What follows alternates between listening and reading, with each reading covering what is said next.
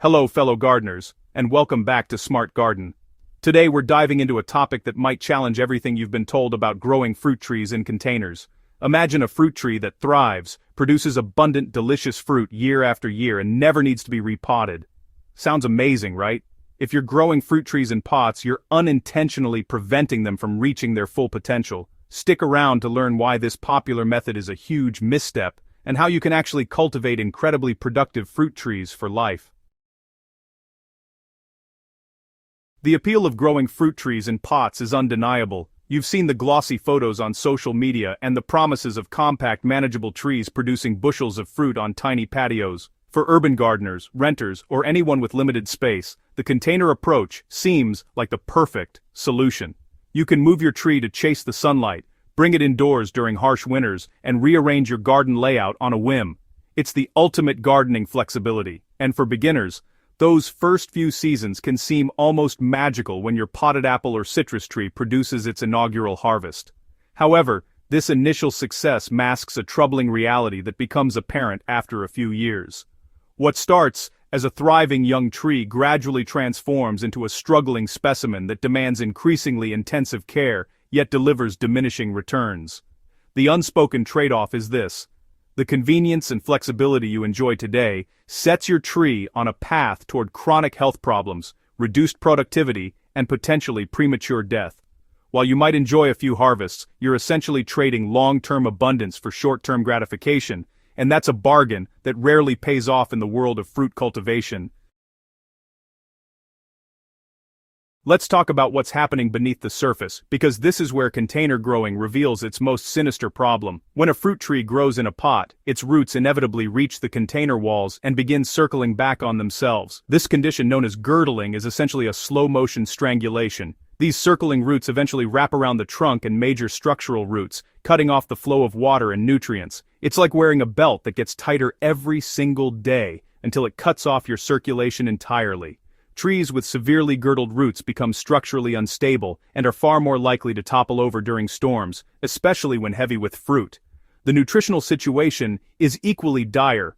A tree growing in the ground has access to an enormous volume of soil, teeming with microorganisms that constantly break down organic matter and make nutrients available. Your potted tree, by contrast, exists in a tiny, isolated ecosystem that depletes rapidly. Even with regular fertilizing, you're fighting a losing battle. The frequent watering that container trees require constantly leaches nutrients out through drainage holes, creating a perpetual deficiency cycle. Over-fertilize to compensate, and you risk toxic salt buildup that burns roots and further weakens the tree. Under-fertilize, and you'll see yellowing leaves, poor fruit set, and increased vulnerability to pests and diseases. It's an exhausting, expensive tightrope walk that in-ground trees simply don't require. The moisture management challenge adds another layer of difficulty. Container soil either dries out completely within hours on a hot day, or becomes waterlogged after heavy rain, with very little middle ground. Drought stress weakens the tree and makes it susceptible to pest infestations, while overwatering leads to root rot and fungal diseases that can kill the tree outright. This delicate balancing act requires daily attention during the growing season, turning what should be a low-maintenance food source into a high-maintenance dependent. While in-ground trees benefit from the Earth's natural insulation, your potted tree's roots are exposed to every environmental extreme. During summer heat, the container walls absorb and radiate intense heat, essentially cooking the root system.